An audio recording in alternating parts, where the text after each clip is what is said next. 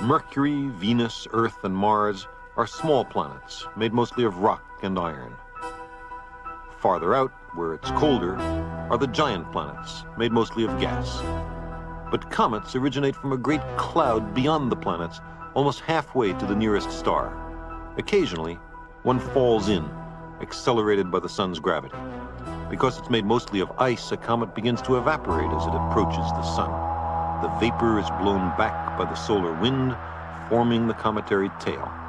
Then it's flung back into outer darkness, its orbit so large that it will not return for millions of years. These are the long-period comets, and for everyone plunging close enough to the sun to be discovered, there may be 1 billion others slowly drifting beyond Pluto's orbit.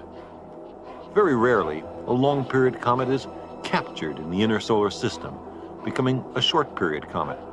It passes near a major planet like Saturn. The planet provides a small gravitational tug, enough to deflect it into a much smaller orbit. Although few comets are captured this way, those that are become well known because they all return in relatively short intervals. Once trapped in the inner solar system, among the planets, the chances of another near collision are increased. Here, a second encounter with Saturn further reduces the comet's orbital period to decades. A comet may take 10,000 years between close planetary encounters, but in this computer study, we've sped things up. A third encounter, this time with Jupiter, further reduces the comet's orbital period. Now, the comet must approach the sun and grow a tail every few years.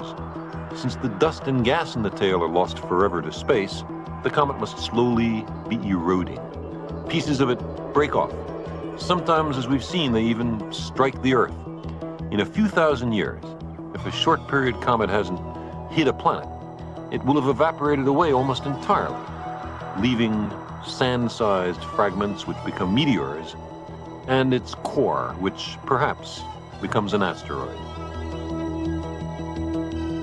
Suppose I were a pretty typical comet, then what you would see would be a kind of a tumbling snowball, spending most of my time out here in the outer solar system. I'd be 1 kilometer across.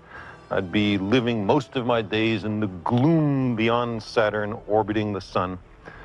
But about once every century, I would find myself careening inward, faster and faster, towards the inner solar system.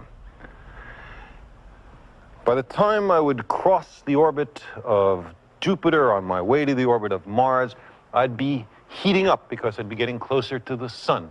I'd be evaporating a little bit, and small pieces of dust and ice would be blown behind me by the solar wind, forming an incipient cometary tail. On the scale of such a solar system model, me, a cometary nucleus, would be smaller than a snowflake. Although when fully developed, my tail would be longer than the spacing between the worlds.